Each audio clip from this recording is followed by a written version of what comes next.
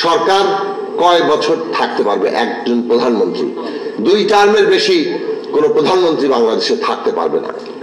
বাংলাদেশের সামনে সত্যিকার অর্থেই বড় সুযোগের জায়গা এসছে যে এই রকম ভাবে একটা দেশকে যখন প্রায় সেটা নিজের ভেতরের অন্তর্ঘাতে ধ্বংসের মুখোমুখি, সেইখানে আমাদের ছাত্র তরুণরা নিজেদের রক্ত দিয়ে আবারও মনে হচ্ছে মাটি ফুঁড়ে পুরো দেশকে নতুন করে সাজানোর সুযোগ করে দিয়েছেন। সেই রাজনৈতিক উপলব্ধি, সেই চ্যালেঞ্জ আজকে সমস্ত রাজনৈতিক শক্তির কাছে।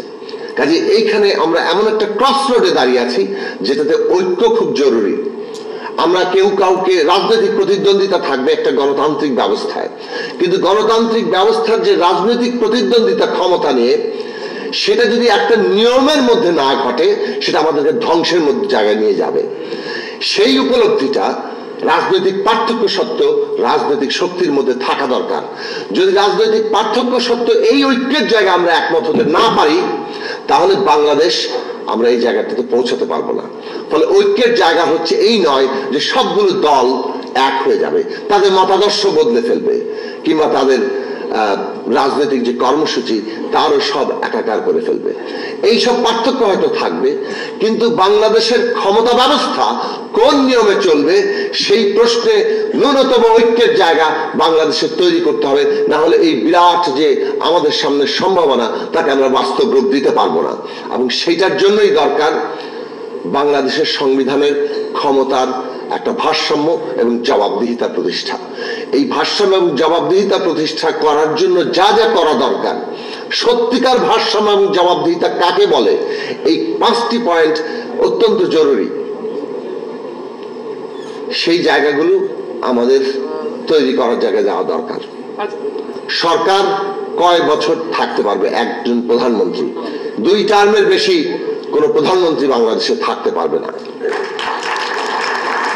এই প্রশ্ন রাজনৈতিক ভাবে উঠেছে, কিন্তু এর যে আরো একটু তর্ক আছে এখনো, কিন্তু সেই তর্ক চলবে, কিন্তু সেই তর্কের ন্যূনতম একটু জায়গা দরকার।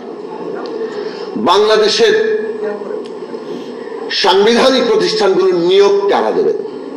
যদি সেটা সরকারের হাতে থাকে তাহলে সেই নিয়োগ অনুগতরাই পাবেন।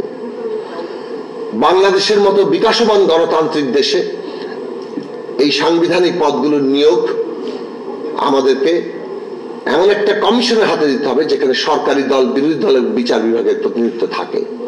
সেটার উপরে নির্ভর করবে বাংলাদেশের সাংবিধানিক প্রতিষ্ঠানগুলো, নির্বাচন কমিশন থেকে শুরু করে দুর্নীতি দমন কমিশন, অ্যাটর্নি জেনারেলের পদ, এই ধরনের গুরুত্বপূর্ণ অডিটর জেনারেলের পদ, এই ধরনের প্রতিষ্ঠানগুলো কিভাবে চলবে।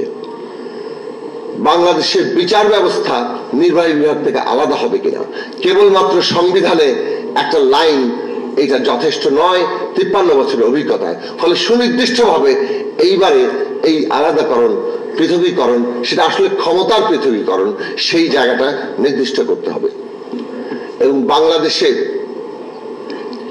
আমরা যেটা ক্ষমতার ভারসাম্যের ক্ষেত্রে 2 কক্ষ বিশিষ্ট সংসদের ক্ষেত্রে যতটা ঐক্য এসছে, কিন্তু এখনো পর্যন্ত সেই ঐক্য আসেনি 2 কক্ষের ক্ষমতার ভারসাম্য কি, উচ্চ কক্ষে কিভাবে নির্বাচনের জায়গা হবে, এই প্রশ্ন নির্দিষ্ট করা এবং সত্যিকার অর্থে সেপারেশনটা ঘটানো, সেইটা হচ্ছে আমাদের চতুর্থ গুরুত্বপূর্ণ কাজ।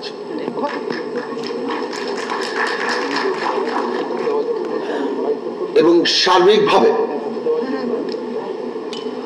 বাংলাদেশের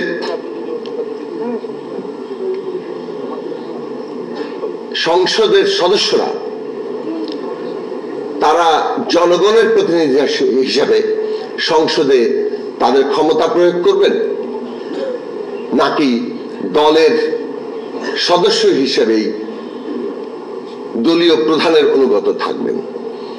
এই প্রশ্নের একটি ভারসাম্যমূলক মীমাংসার প্রস্তাব, সেটাও রাজনৈতিক দলগুলো থেকে অনেকটা ঐক্যমত তৈরি হয়েছে, যেটা আর্টিকেল 70 এই বিদ্যমান সংবিধানে অধিকারগুলোকে ক্ষুণ্ণ করে রেখেছে। সেই প্রশ্নেও আমাদের যেতে হবে শেষ পর্যন্ত, যদি আমরা জনগণকে ক্ষমতার কেন্দ্র হিসেবে দেখতে চাই। ক্ষমতার এই ভারসাম্যের প্রশ্নটি 72 সালের সংবিধানে ছিল না। ক্ষমতা কিভাবে চলবে তার ডেফিনিশন ছিল না বলেই 72 সালের সংবিধানের ধারাবাহিকতাতেই 75-এর একদলীয় শাসন এসছে। এই জায়গাটি আমাদের উপলব্ধি এবং 72 সাল 75 সাল 2011 এবং 2024 এসে আমরা সেই উপলব্ধি প্রবলভাবে করি। কাজেই বাংলাদেশের ক্ষমতার যে বিন্যাস সেটা যাতে আর কোনোভাবেই 75-এ কিংবা 72-এ ফিরতে না পারে, সেটাই বাংলাদেশের সামনে এখন সবচেয়ে বড় চ্যালেঞ্জ। সেই চ্যালেঞ্জের জায়গা আমরা রাজনৈতিক দলগুলো করব সেই আশা রেখে আপনাদের সবাইকে আবারও ধন্যবাদ।